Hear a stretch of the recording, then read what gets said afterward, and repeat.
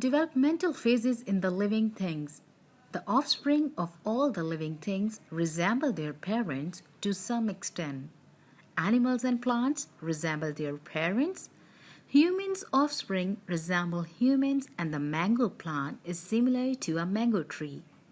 The horse and foal, the elephant and calf, the hen and chicks, the cat and kittens.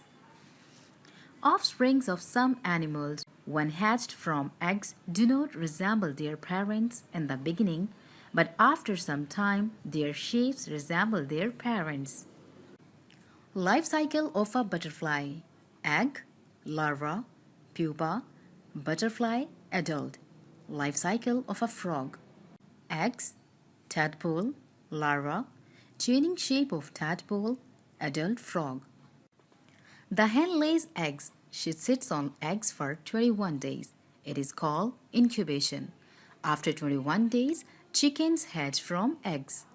Life cycle of a hen: eggs, chick coming out of the egg, chick, hen.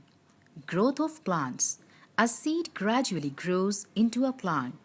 Some plants, like rose, grow from their cuttings instead of seeds.